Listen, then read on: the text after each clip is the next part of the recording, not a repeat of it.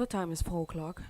Good afternoon and welcome to the news from around the world on T-Solid Radio. I am Joy Akin Olamigoke. First, the major headlines.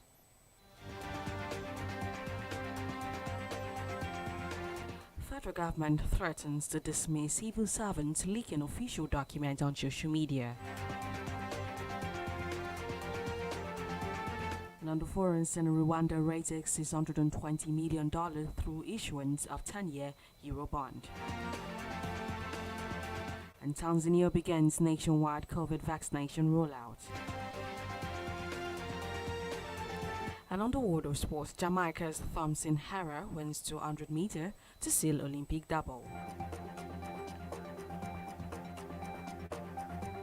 And moving on to the news in details. The federal government has again raised their alarm over what it described as incessant unauthorized disclosure of official documents on the social media and other platforms. It has therefore threatened to henceforth dismiss officials caught doing so. The head of the civil service of the Federation, Dr. Folashade Yemieson, handed down the warning in an August 2, 2021 circular cited by Newsman today. This is the second time the HOCSF will be threatening to wield the big stick in about 1 year, having issued a similar circular in May 2020. In the first circular, Yemieson said her office will be relying on the provisions of the Public Service Rules 030401 and 030402 in dismissing those who continue in what she described as the reckless action and unwholesome practice. However, heads of government agencies, the copies of the circular were made available to include the Chief of Staff to the President, Deputy Chief of Staff to the President, Office of the Vice President, Ministers, Secretary to the Government of the Federation, Permanent Secretaries, Service Chiefs, Inspector General of Police, and Governor, Central Bank of Nigeria.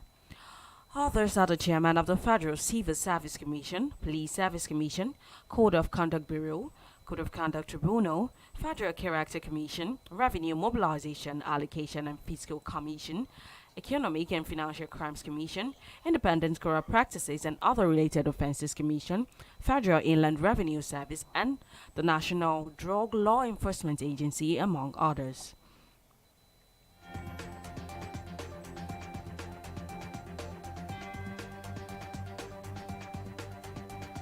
And the federal government has inaugurated members of the Governing Council of the National Human Rights Commission, scoring itself high on the protection of the rights of Nigerian citizens, and the decision to suspend Deputy Commissioner of Police, Abba Kayari, over his bribery indictment by the Federal Bureau of Investigation, FBI, in the United States. The Attorney General of the Federation, Minister of Justice, Abubakar Malami, who inaugurated the council on behalf of government today, said the federal government is committed to the protection of the human rights of all Nigerians and other nationals living in the country.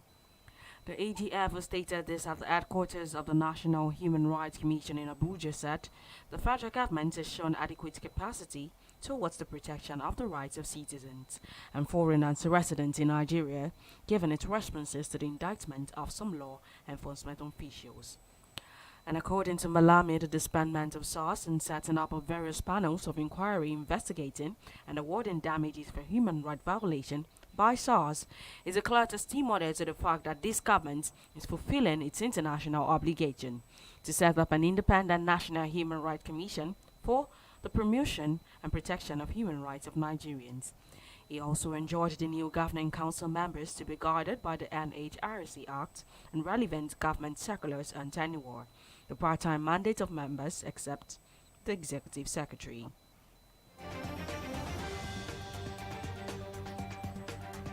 And you are still listening to the news from around the world on T-Solid Radio. Still to come is the foreign and sport news. To remember that you can download our app T-Solid on Play Store or log on to www.tsolid.tv.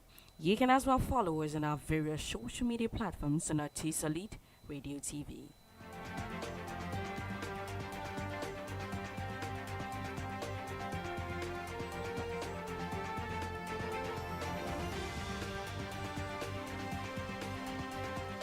Moving on to the foreign scene, authorities said in a statement released late on Monday that Rwanda has raised $620 million through the issuance of a 10-year Eurobond. The bond was oversubscribed with orders of $1.6 billion, said the statement released by Rwanda Ministry of Finance and Economic Planning. Governor of National Bank of Rwanda, John Rugambauer, in another statement said the funds raised will accelerate strategic projects in productive sectors that will further boost the country's economic transformation effort, adding that the proceeds of the bond will be used partly to refinance an existing Eurobond, which is due in May 2023. The rest will fund priority projects to support recovery from the economic downturn triggered by the COVID-19 pandemic and help spur export growth. Other considerations according to the statement include safeguarding environmental protection and mitigating adverse effects of climate change.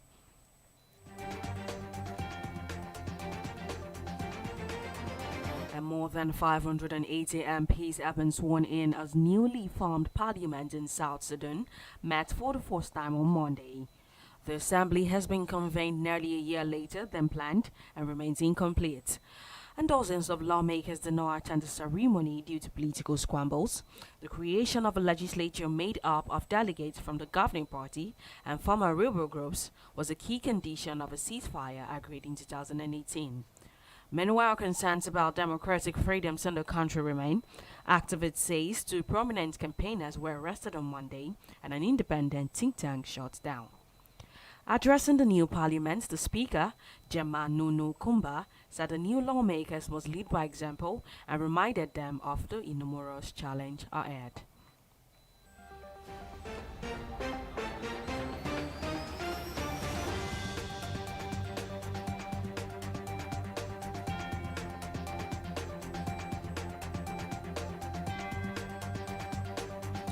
And residents of a Afghan city have been asked to evacuate ahead of an army operation against the Taliban.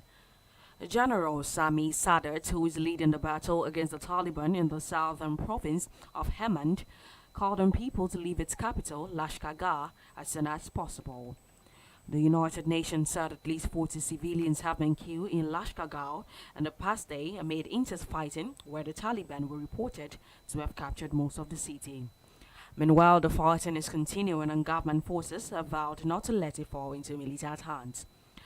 General Sadat earlier told newsmen that while government forces had lost ground, he believed the Taliban would be unable to sustain their assault.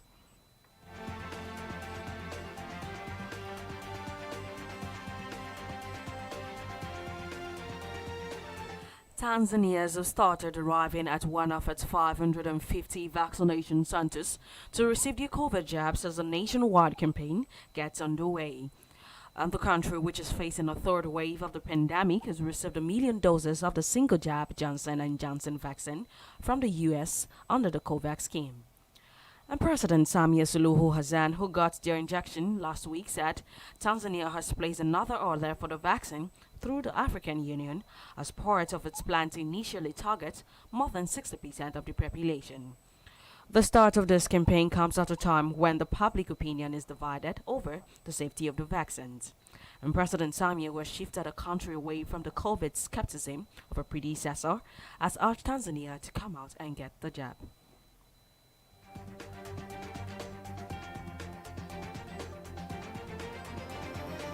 And moving on to the world of sport, Jamaica's Elaine Thompson-Herah made Olympic history today, blazing to victory in the 200 meters to complete an unprecedented women's sprinting double-double. Thompson, the 2016 Olympics 100-meter and 200-meter gold medalist, who successfully defended a 100-meter title on Saturday, backed a record fourth individual gold after storming home in 21.53 seconds, the second fastest time in history. Namibia's Christine Umboma took silver in 21.81 seconds, while the United States' Gabby Thomas took bronze in 21.87 seconds.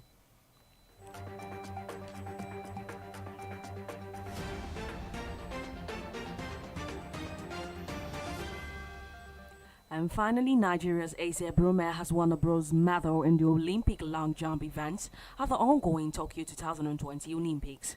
It was reported that Broome qualified for the final stage on Sunday morning after she leaped to a distance of 6.76 meters, 1 centimeter more than the required mark to seal her place. Brume clinched the bronze medal with a 6.97-meter jump. Germany's Malaika Mihambo clinched the gold medal with 7.00-meter jump, while United States' Brittany Resi clinched the silver medal with 6.97-meter on countback. Brume is Nigeria's sole representative in the jumps in Tokyo since the disqualification of Ruth Osoro by the Athletics Integrity Unit. Apart from Ajuwa's gold in 1996 Atlanta, Blessing Okagbare is another Nigerian to have won a medal in the Olympic long jump event, having won silver at Beijing 2008 Olympic Games.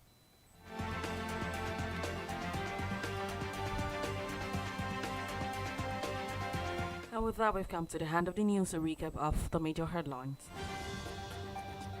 And federal government threatens to dismiss civil servant leaking official documents on social media. Rwanda raised $620 million through issuance of 10-year Eurobond. Tanzania begins nationwide COVID vaccination rollout. And on the world of sport, Jamaica's Thompson Hara wins 200 meter to seal Olympic double. And ensure to go by all precautionary measures to stay safe from COVID-19, as recommended by the World Health Organization and the Nigerian Center for Disease Control. Do remember to download our app T-Solid on Play Store or log on to www.tsolid.tv. You can also follow us on our various social media platforms on our T-Solid Radio TV. The news was compiled and edited by Akachi Chijioke. I am Joy Aki Olamigoki. Good afternoon and many thanks for listening.